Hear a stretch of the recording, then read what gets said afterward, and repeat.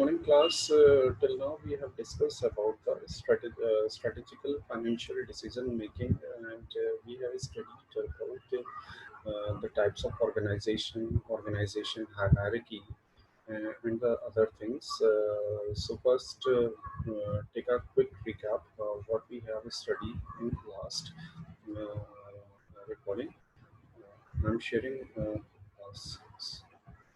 PowerPoint presentation with you.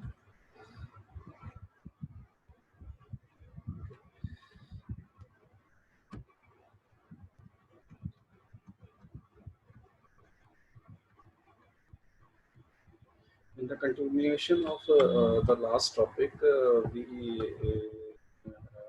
should take a quick reminder about what we have studied. Last lecture में हम लोगों ने ये देखा था कि कोई भी ऑर्गेनाइजेशन होगी या तो प्रोडक्ट या सर्विस के ही केस में डील कर रही होगी। प्रोडक्ट के केस में वो मैन्युफैक्चरर हो सकता है या ट्रेडर हो सकता है। तीन ब्रॉड एस्पेक्ट्स हैं फाइनेंशियल स्ट्रेटजी के, वो है इन्वेस्टमेंट, फाइनेंसिंग और डिविडेंड पेइंग। ऑर्गेनाइजेशन की हायरार्की को समझा था कि ऑर्गेनाइजेशन किन किन लेवल में डिवाइड हो सकता है। एम्प्लॉय के बेसिस पे सब पे इंफॉर्मेशन फ्लो क्या रहेगा और सबकी रिस्पॉन्सिबिलिटी को डील करा हुआ था। कंपनी कितने तरह की होती है, टाइप्स ऑफ ऑर्गेनाइजेशन डील करा था, जिसमें PSUs हैं, NGOs हैं और कॉर्पोरेट एंटिटीज हैं। उसके बाद हम लोग ने बैलेंस स्कोर कार्ड का थोड़ा ओवरव्यू देखा हुआ था और तीनों तरह के ऑर्गेनाइजेशन के हम लोग ने ऑब्जेक्टिव देखे थे। वो फाइनेंशियल और नॉन फाइनेंशियल ऑब्जेक्टिव्स दोनों ही थे। इसी में ही आगे बढ़ते हुए आज हम लोग को स्ट्रैटेजी, फाइनेंशियल स्ट्रैटेजी का फाउंडेशन रखना है। तो सबसे पहले हम लोग ये समझते हैं कि स्ट्रैटेजी क्या है। तो स्ट्रैटेजी बेसिकली एक लॉन्ग टर्म ऑब्जेक्टिव होता है जिसको हम अपने मिशन, विजन और गोल में कन्वर्ट करते हैं। ठीक है, ये जनरली लॉन्ग टर्म पे होता है और ये स्टेटेड फॉर्म में होता है। जो भी टॉप लेवल या स्ट्रैटेजिक लेवल पे ऑब्जेक्टिव्स होते हैं या आपने मिशन बनाया हुआ है और ऑर्गेनाइजेशन का एक अफकोर्स विजन भी होगा, वो ऑर्गेनाइजेशन की हायरार्की में या जो उसके स्ट्रैटेजिक बिजनेस यूनिट है उनमें भी रिफ्लेक्ट होता हुआ होना चाहिए था। स्ट्रैटेजी फॉर्मुलेशन हमेशा डायनामिक होता है, यानी कि इसमें एक्सटर्नल एनवायरनमेंट का फैक्टर बहुत ज़्यादा होता है। तो आपका जो भी ऑब्जेक्टिव्स हैं वो इतने फ्लेक्सिबल होने चाहिए कि जो एक्सटर्नल एनवायरनमेंट के फैक्टर हैं वो उनको अडाप्ट कर सके। ये प्योरली रिजिड नहीं होने चाहिए, क्योंकि हम generally long term strategy form करते हैं और ये स्ट्रैटेजी जनरली 3 साल, 5 साल या उससे भी ज़्यादा हो सकती है। ठीक है, जिसमें मेन टास्क यही रहता है जो ऑर्गेनाइजेशन के मिशन, विजन, ऑब्जेक्टिव्स हैं उनका एक रिफ्लेक्शन या उनका एक गाइडेंस यहाँ पर मिले। ठीक है, स्टेप बाय स्टेप अप्रोच है। ठीक है, ये ठीक वैसे ही है जैसे गेम ओवर थ्योरी है। यहाँ पे जो जितने भी डायनामिक फैक्टर हैं वो किस तरह से बिहेव कर रहे हैं, उस हिसाब से हमें अपनी स्ट्रैटेजी का फॉर्मुलेशन भी उस हिसाब से चेंज करना पड़ता है। ऐसा नहीं कि हमने जो स्ट्रैटेजी बना दी है वो रिजेक्ट हो गई। जनरली ये लॉन्ग टर्म के लिए है और लॉन्ग टर्म में बहुत सारी चीज़ें, बहुत चेंजेस आपको दिखेंगे। हो सकता है जब आपने डिज़ाइन चेंज कर रहे हो तब फैक्टर्स आपके फेवर में हो। ठीक है, जैसे ही आप उसको प्रोसीड कर रहे हैं उनमें से कुछ एक फैक्टर आपके अगेंस्ट में है, तो उन अगेंस्ट में होते हुए भी आप उसको किस तरीके से बेस्ट यूटिलाइज कर सकते हो, अपॉर्चुनिटी में कन्वर्ट कर सकते हो, ये चीज़ें देखनी पड़ेंगी आपको।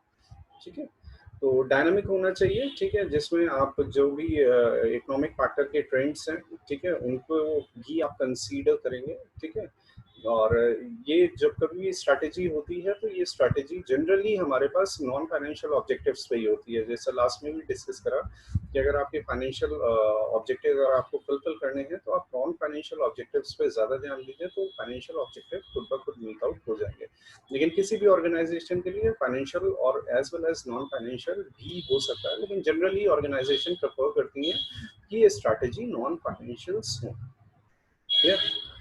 फिर ऑर्गेनाइजेशन में हम लोग ने लास्ट क्लासेस में भी पढ़ा हुआ है कि अलग अलग तरह के स्टेक होल्डर हैं। हर एक स्टेक होल्डर का अपना खुद का एक ऑब्जेक्टिव है। ठीक है, जनरली जब कभी भी ऑर्गेनाइजेशन अपना ऑब्जेक्टिव बनाता है तो उस हिसाब से उसके जितने भी स्ट्रैटेजिक बिजनेस यूनिट्स हैं या जितने भी स्टेक होल्डर हैं, ठीक है, उसको उसी हिसाब से अडाप्ट करवाना होगा या उसमें भी चेंजेस लाने होंगे। ठीक है, क्योंकि ऑर्गेनाइजेशन का ओवरऑल ऑब्जेक्टिव यहाँ पे प्रायोरिटी रखेगा। ठीक है, तो स्टेक होल्डर हैं, स्टेक होल्डर हम लोग ऑलरेडी डिस्कस कर चुके हैं। स्टेक होल्डर वो बिजनेस एंटिटी या वो ऑर्गेनाइजेशन या वो पर्सनल हो सकते हैं जिनका ऑर्गेनाइजेशन की ग्रोथ में या ऑर्गेनाइजेशन के मूवमेंट में या उसकी स्ट्रैटेजी में, प्लानिंग में इंटरेस्ट होता है, क्योंकि अगर ऑर्गेनाइजेशन का स्ट्रैटेजी चेंज होगी तो इनके ऊपर भी इम्पैक्ट आएगा। तो ये हमारे लिए स्टेक होल्डर होते हैं। तो अलग अलग तरह के स्टेक होल्डर होते हैं, लास्ट क्लासेस में हम लोग ने देखा भी है। सबसे पहले शेयर होल्डर है। तो शेयर होल्डर बेसिकली क्या काम करते हैं, ये अपना कुछ कैपिटल ऑर्गेनाइजेशन में इन्वेस्ट करते हैं, कुछ रिस्क इनका होता है और उस रिस्क के बदले में इनका एक एक्सपेक्टेशन होता है, कुछ रिटर्न ये चाहते हैं। और वो जनरली वो रिटर्न कैसा होना चाहिए, वो बेंचमार्क के अकॉर्डिंग होना चाहिए, या जो भी मेजरमेंट होना चाहिए इकोनॉमिक का या बेंचमार्क का, उससे पार होना चाहिए, क्योंकि तभी ये एक एडिशनल रिस्क ले रहे हैं। ठीक है, अदरवाइज नहीं तो ये ट्रेडिशनल इन्वेस्टमेंट की तरफ जाते हैं। तो शेयर होल्डर जनरली आपसे एक्सपेक्ट करेंगे, क्योंकि ये रिस्क जनरली इनका रिस्क एक्सपोजर ज्यादा होता है, तो ये रिटर्न भी आपसे ज़्यादा चाहते हैं। तो ऑर्गेनाइजेशन का भी स्ट्रैटेजी इस तरह से होनी चाहिए कि वो अपने शेयर होल्डर की वेल्थ को मैक्सिमाइज कर सकें। इसी तरह हमारे पास सप्लायर्स होते हैं। सप्लायर यानी जो आपके रॉ मटेरियल प्रोवाइडर्स होते हैं या वैल्यू चेन एडिशन होते हैं, ये आपको अपना रॉ मटेरियल इसीलिए सप्लाई कर रहे हैं क्योंकि ये आपके बिजनेस पार्टनर है। तो आपको ये बिजनेस प्रोवाइड करने में इनकी यही एक्सपेक्टेशन है कि आप इनके इनके पेमेंट्स टाइमली देते रहें, आप उनको ज़्यादा नंबर ऑफ ऑर्डर दें। ठीक है, तो अगर आपकी ऑर्गेनाइजेशन ग्रोथ कर रही है तो इससे जो सप्लायर्स हैं उनकी भी ग्रोथ एक तरह से डायरेक्टली प्रोपोर्शनल है, वो उससे जुड़ी हुई है। ठीक है, तो सप्लायर्स भी इसी तरह से स्ट्रैटेजी फॉर्म करते हैं कि वो आपके साथ एक लॉन्ग टर्म रिलेशनशिप में रह सकें, आपकी जो डिमांड और सप्लाई है उसके साथ उसको सिंक्रोनाइज कर सकें। लेंडर्स हैं यानी जो आपको फंड्स प्रोवाइड करते हैं। ठीक है, तो फंड जब कभी भी कोई भी लेंडर प्रोवाइड कर रहा है तो उसको भी उनका रीपेमेंट चाहिए, जो भी इनिशियल इन्वेस्टमेंट था या जो इनिशियल फंड प्रोवाइड कर रहे थे आपको, तो उसका भी एक टाइम ड्यूरेशन होगा। जब मेच्योरिटी आएगी तो वो आपका फंड वापस चाहेंगे, प्लस टाइमली उनको इंटरेस्ट मिलता रहे। एम्प्लॉय है, इसी तरह एम्प्लॉय भी आपके लिए जो एक तरह का स्टेक होल्डर है, जो आपसे सिक्योरिटी चाहता है, जॉब सिक्योरिटी चाहता है, सैलरी, पर्क्स, रेपुटेशन चाहता है। ठीक है, अपनी नॉलेज एनहांसमेंट चाहता है। ठीक है, तो एक रिफ्लेक्शन है उनकी आइडेंटिटी का। तो एम्प्लॉय भी आपके एक जनरली स्टेक होल्डर है। इसी तरह गवर्नमेंट है, गवर्नमेंट भी कई इकोनॉमिक फैक्टर के लिए काम करती है। ठीक है, तो अगर आपकी ऑर्गेनाइजेशन इस तरह की स्ट्रैटेजी फॉर्म कर रही है जिससे कुछ इकोनॉमिक फैक्टर में उसका कंट्रीब्यूशन हो सके, चाहे वो एम्प्लॉयमेंट में है, ठीक है, मटेरियल के मूवमेंट में है, मनी की सप्लाई के मूवमेंट में है, तो गवर्नमेंट भी हमारे लिए एक स्टेक होल्डर है जो आपके मूवमेंट पे ध्यान रखेगी।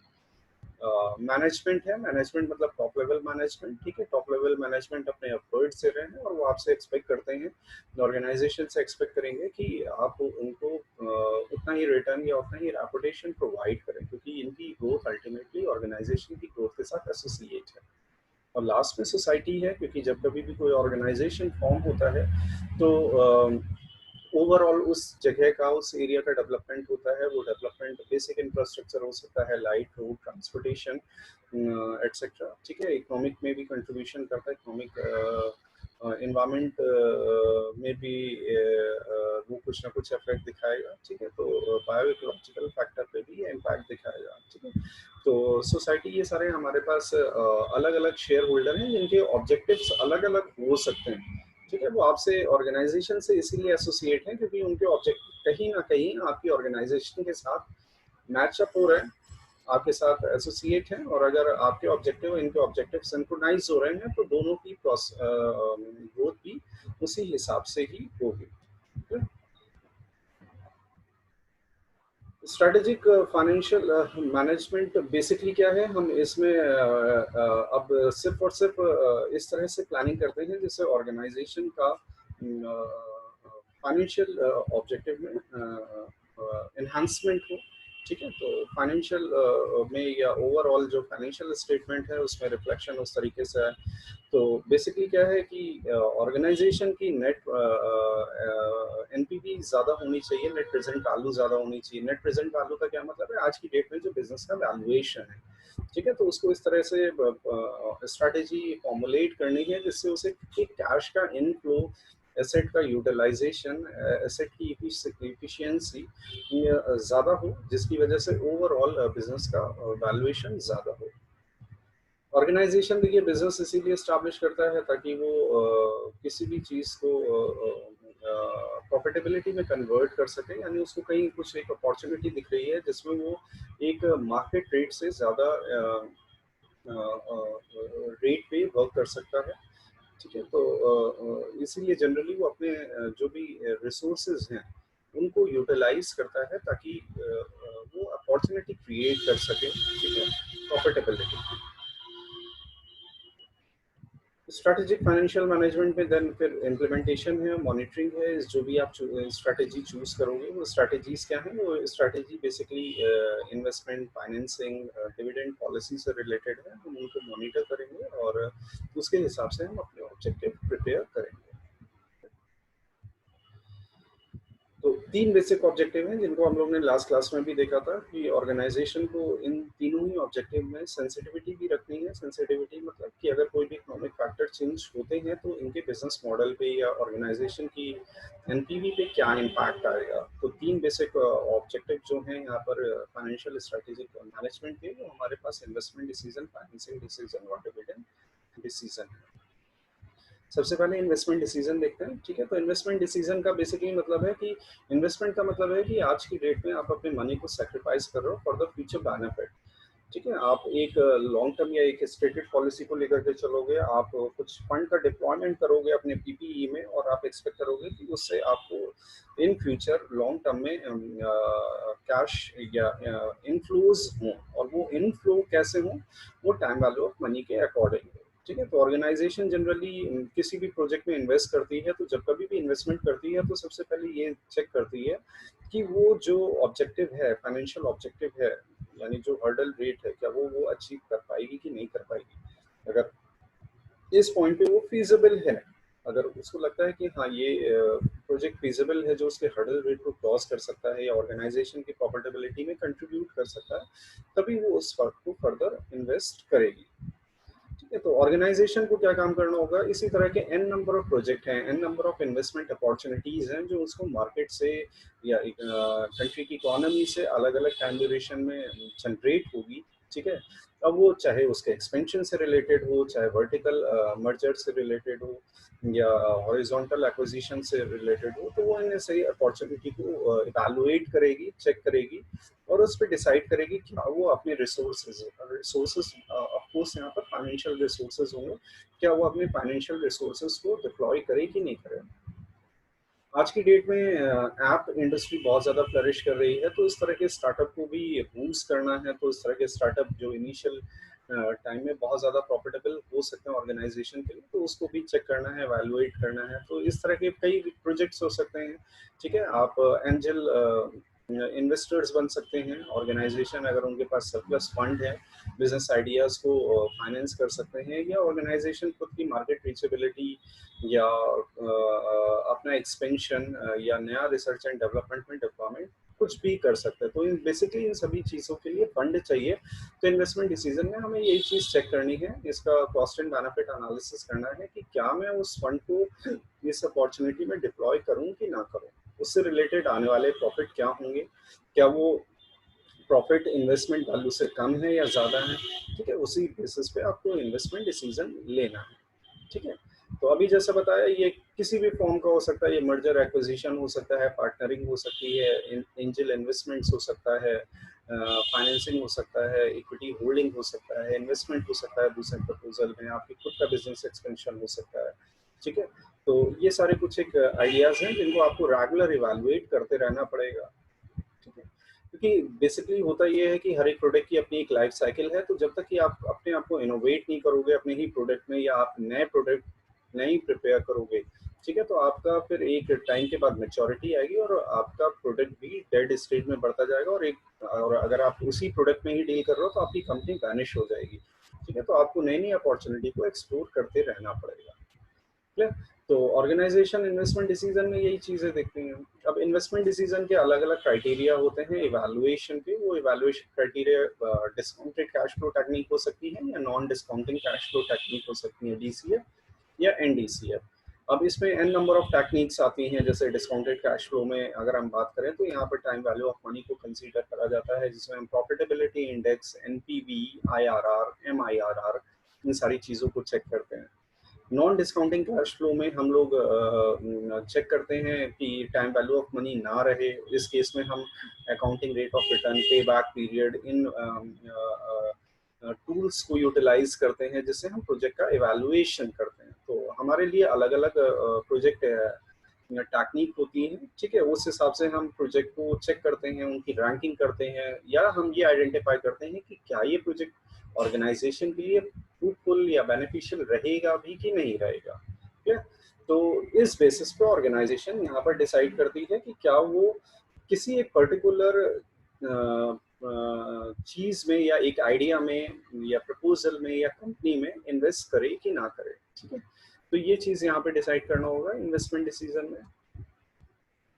फाइनेंसिंग डिसीजन का मतलब ये होता है, देखिए ऑर्गेनाइजेशन के जो भी ओनर होंगे या प्रमोटर होंगे या जो सीड कैपिटल प्रोवाइड करते हैं ऑर्गेनाइजेशन को, वो पूरा का पूरा फंड खुद डिप्लॉय नहीं करते, क्योंकि बिजनेस में बहुत तरह के इन्वेस्टमेंट्स आएंगे, बहुत तरह के खर्चे आएंगे, ठीक है। तो ऑर्गेनाइजेशन के पास इतना मे भी पॉसिबल फंड अवेलेबल ना हो, तो ऑर्गेनाइजेशन फाइनेंसिंग के लिए चीज आइडेंटिफाई करेगी, ऑर्गेनाइजेशन को आइडेंटिफाई करेगी, या सोर्स ऑफ फाइनेंसिंग को आइडेंटिफाई करेगी। सबसे पहले ये चीज समझते हैं कि फाइनेंसिंग क्या है। फाइनेंसिंग का ये मतलब है कि कोई एक फंड आपको प्रोवाइड कर रहा है, जिसके बेसिस पे आप किसी भी एसेट में इन्वेस्टमेंट कर सको। वो एसेट लॉन्ग टर्म में भी हो सकता है या शॉर्ट टर्म में भी हो सकता है। तो फाइनेंसिंग डिसीजन का ये मतलब है कि आपके पास, फाइनेंसिंग का बेसिकली मतलब यही है कि आपके पास अभी फिलहाल फंड नहीं है, आपने फंड कहीं से गेन करा है, जिसको आप एक पर्टिकुलर टाइम ड्यूरेशन के बाद आप वापस करेंगे रेगुलर बेसिस पे। उसका एक टाइम पीरियड भी हो सकता है, नहीं भी हो सकता है, ठीक है। और आप फिलहाल उस अमाउंट को किसी ना किसी अपने एसेट में डिप्लॉय करेंगे प्रॉफिटेबिलिटी के लिए, और फ्यूचर में जो आप प्रॉफिटेबिलिटी गेन करोगे, आप उससे उस फंड सप्लायर को पे बैक करोगे, ठीक है। तो फाइनेंसिंग डिसीजन यही चीज होती है, ठीक है। तो फाइनेंसिंग डिसीजन हमारे लिए शॉर्ट टर्म में भी हो सकता है और लॉन्ग टर्म में भी हो सकता है। सबसे इम्पोर्टेंट चीज़ ये है कि हमें मैचिंग या सिंक्रोनाइज करना ज़रूरी है। हम लॉन्ग टर्म से ज़्यादातर कैपिटल इन्वेस्टमेंट को फाइनेंसिंग करते हैं, क्योंकि प्लांट प्रॉपर्टी और इक्विपमेंट की लाइफ थोड़ी ज़्यादा होती है। तो आपके पास एक सुटेबल टाइम पीरियड होता है, या एक लॉन्ग टर्म होता है, एक टाइम पीरियड होगा जिसमें आप उस फंड को रीपे कर सको, जब तक कि उस बिजनेस, उस एसेट की लाइफ है, ठीक है। और जनरली वर्किंग कैपिटल की फाइनेंसिंग जो भी हम करेंगे, उसको हम शॉर्ट टर्म फाइनेंसिंग से करेंगे, ठीक है। तो आप अब यहाँ पे भी डिफरेंशिएट कर सकते हो। अगर हम शॉर्ट टर्म फाइनेंसिंग कर रहे हैं तो हमारे पास टाइम पीरियड बहुत ही कम है, तो बहुत सारी चीज़ें छोटे टाइम पीरियड में बहुत ज़्यादा क्लियर होती हैं, क्योंकि इसमें फ्लैक्चुएशन नहीं होता।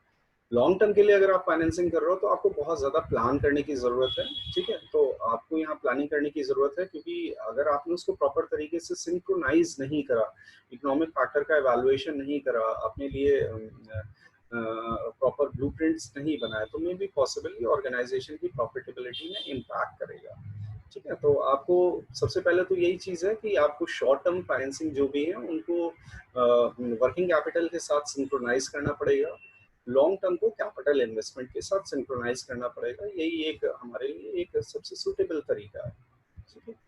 अब सोर्स ऑफ फाइनेंसिंग दो तरीके से हो सकते हैं। हम डेट ले सकते हैं या इक्विटी के फॉर्म में फाइनेंसिंग कर सकते हैं, और दोनों की ही अपनी अपनी अलग अलग खासियत है। कुछ एक की एडवांस, दोनों की जो एक एडवांटेज है वो दूसरे की डिसएडवांटेज है, तो हमें प्रॉस और कॉन्स को भी उनको समझना पड़ेगा।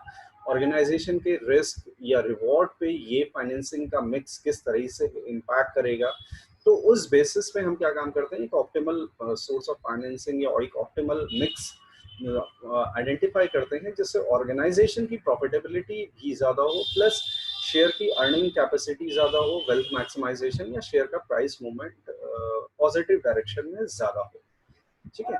तो फाइनेंसिंग का क्या मतलब है, जो आज की डेट में मनी को इन्वेस्ट कर रहे हो किसी आउटसोर्सिंग आउटसाइडर से, आप उसको डिप्लॉय करते हो, और उसको फिर आपको इन्वेस्टमेंट को एक प्रॉपर तरीके से प्रॉफिटेबिलिटी में इन्वेस्ट करना पड़ेगा, और एक टाइम पीरियड के बाद रीपे करना पड़ेगा, ठीक है। तो इससे ऑर्गेनाइजेशन की प्रॉफिटेबिलिटी, फाइनेंशियल रिस्क पे बहुत ज़्यादा इम्पैक्ट होता है। ठीक है, तो आपको उस सारी चीज़ों को यहाँ पर ध्यान रखना पड़ेगा।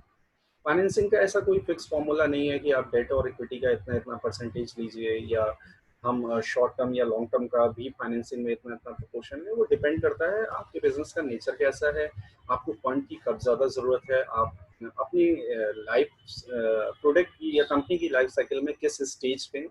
तो ये हर बार प्रपोर्शन चेंज होता रहता है। प्लस इकोनॉमिक फैक्टर कैसे हैं, फंड की सप्लाई या मनी की सप्लाई कैसी हो रही है, मार्केट कैसी है, ठीक है, प्रोडक्ट की आपके पास प्रोजेक्शन कैसी है। तो कई चीज़ों पे फाइनेंसिंग डिसीजन आप पर डिपेंड करता है। ठीक है, तो ये भी डायनामिक नेचर है जिसको आपको कंटिन्यूसली इवैल्यूएट करते रहना पड़ेगा। ठीक है?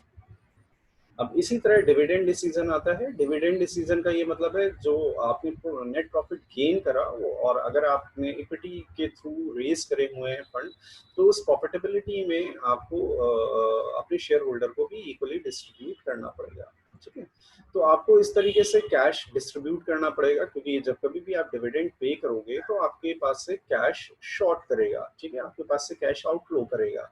तो इन फ्यूचर अगर आपके पास कैश की रिक्वायरमेंट है और अगर आप डिविडेंड डिस्ट्रीब्यूट कर रहे हो, तो आप डिफिसिट में आ जाओगे, फिर से आपको मार्केट से फंड रेज करने पड़ेंगे। तो वो सही टाइम क्या है जब मैं डिविडेंड डिक्लेयर करूं, कितना डिविडेंड डिक्लेयर करना चाहिए, कंपनी की स्टेज साइकिल क्या है, क्या हम ग्रोथ स्टेज पे हैं, मेच्योरिटी स्टेज पे हैं, या डिक्लाइनिंग स्टेज पे हैं, तो मुझे कितना डिविडेंड देना चाहिए। ठीक है, तो ये सारी चीज़ें हैं, ठीक है, जो हम डिविडेंड डिसीजन में देखते हैं। ठीक है, क्योंकि डिविडेंड डिसीजन से बहुत सारी चीज़ों का इम्पैक्ट आता है। ये इन्वेस्टर को इन्फ्लुएंस करता है। इसके बेसिस पे मे बी पॉसिबल, जब कभी भी हम मार्केट से डेट ले रहे हैं, तो हो सकता है मैंने कोवेनेंट बॉन्ड के थ्रू कुछ बॉन्ड साइन करे हों, कुछ कंडीशन साइन करी हों जिसमें मुझे डिविडेंड देना ना अलाउ हो, या अगर मैं बहुत ज़्यादा डिविडेंड पे कर रहा हूँ तो कंपनी के एम्प्लॉय के बोनस पे इसका इम्पैक्ट आएगा। ठीक है, क्या मेरे पास प्रॉफिट होने के बाद भी क्या इतना सरप्लस है, या प्रॉफिट होने के बाद कैश है भी कि नहीं है, तो मैं कितना डिविडेंड डिक्लेयर करूं। ठीक है, क्योंकि एडिशनल डिविडेंड डिक्लेयर करने पे भी आपको टैक्स पे करना पड़ेगा, डिविडेंड डिस्ट्रीब्यूशन टैक्स पे करना पड़ेगा। तो हमें ये सारी कंडीशन के बेस्ड पे हो करके, ठीक है, हम ये डिसाइड करते हैं कि मुझे कितना डिविडेंड देना पड़ेगा, और ऑर्गेनाइजेशन की ग्रोथ या फर्दर फंड रिक्वायरमेंट के बेसिस पे ये डिविडेंड देना कितना ज़्यादा ज़रूरी है। ठीक है, ये सारी चीज़ें हम डिविडेंड डिसीजन पे लेंगे। ठीक है, तो डिविडेंड बेसिकली क्या काम करेगा, आपके पास से कैश का आउटफ्लो करेगा, साथ में इन्वेस्टर का मोरल या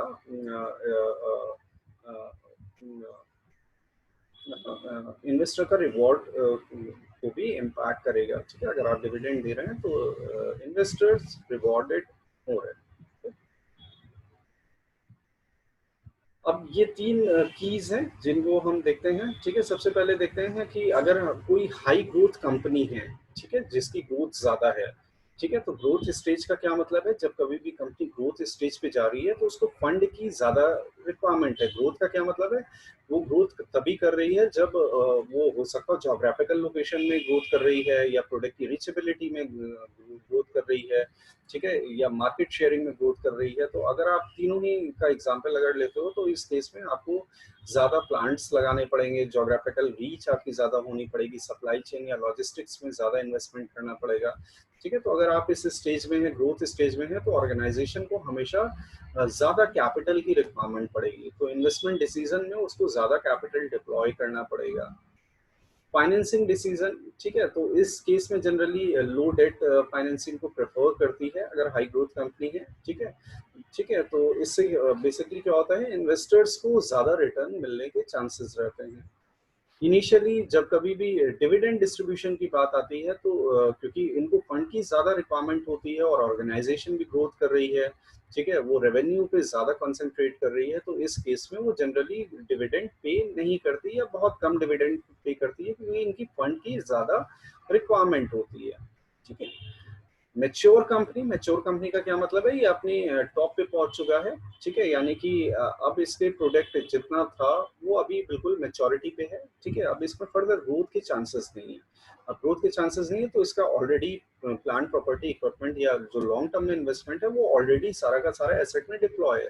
तो इस केस में उसको ज्यादा इन्वेस्टमेंट डिसीजन की जरूरत नहीं है, क्योंकि उसके पास सफिशिएंट नंबर ऑफ एसेट अभी भी अवेलेबल हैं।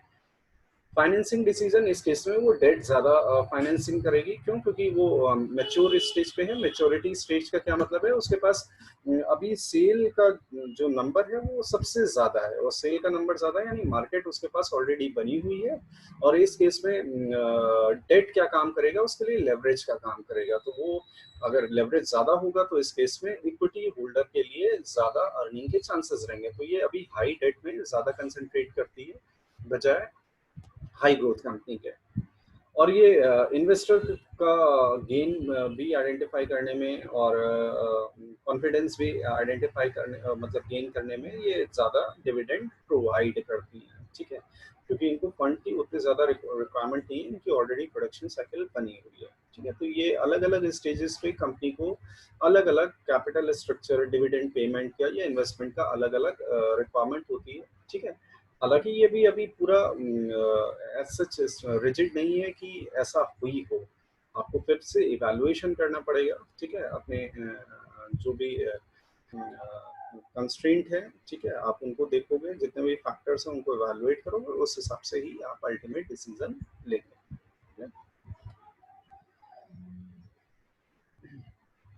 नेक्स्ट आता है इन्फ्लुएंस ऑफ फाइनेंशियल स्ट्रैटेजी। जब कभी भी हम फाइनेंशियल स्ट्रैटेजी बनाते हैं तो हमारे ऊपर कई अलग अलग चीज़ें पे इसका इम्पैक्ट होता है। वो अलग अलग चीज़ें क्या हैं? सबसे पहले उसको टॉपिक वाइज देखते हैं। बिजनेस में भी related to obtain extra fund due to many reason such as fear of loss of control, fear of not getting subscribe, fear of inability to service to debt, tax shield, not being enough asset base to provide as securities to maintaining the good rating, etc. ठीक है, यानी कि जब कभी भी financial strategy organisation को form करनी है तो उस केस में वो इन तीनों का जो कॉम्बिनेशन है, चाहे वो इन्वेस्टमेंट का है या फाइनेंसिंग का है या डिविडेंड का है, ठीक है, तो इन तीनों के ही केस में उसको अपनी अलग अलग रिक्वायरमेंट में या अपने ऑर्गेनाइजेशन की स्ट्रेटेजी को लगातार इवेलुएट करना पड़ेगा। ठीक है, क्योंकि इसका फाइनेंशियल स्ट्रेटेजी पे भी इम्पैक्ट हो सकता है। सबसे पहला इन्वेस्टर रिलेशनशिप। अगर आपके ऑर्गेनाइजेशन का ग्रोथ प्रोस्पेक्ट इतना अच्छा नहीं है, ठीक है, तो आप इन्वेस्टर को अट्रैक्ट नहीं कर पाएंगे।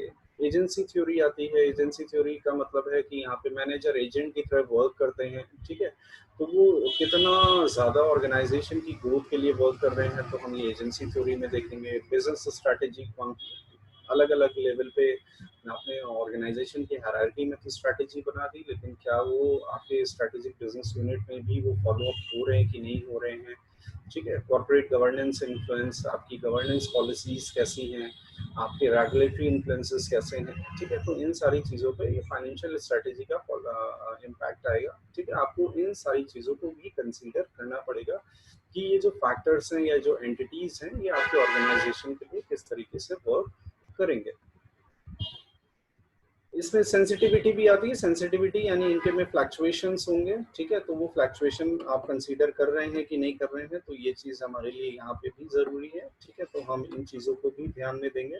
ठीक है, कि हमारे पास जो मेन इकोनॉमिक फैक्टर हैं, चाहे वो इंटरेस्ट रेट से रिलेटेड हो, इन्फ्लेशन रेट से रिलेटेड हो, करेंसी से रिलेटेड हो, ठीक है, तो इन तीनों का क्या इम्पैक्ट आता है, क्योंकि ये तीन इकोनॉमिक फैक्टर है। जैसे अगर हम इंटरेस्ट रेट की बात करें, अगर इंटरेस्ट रेट हाई है तो यानी मार्केट में मनी की सप्लाई उतनी ज़्यादा नहीं है, तो यानी जाहिर सी बात है कि आपको प्रोडक्ट जनरली महंगे मिलेंगे, कॉस्ट ऑफ मैन्युफैक्चरिंग बढ़ जाएगी, फाइनेंशियल मिलने बहुत ज़्यादा मुश्किल होंगे। ठीक है, तो आपको उस केस में किस तरीके से डील करना है।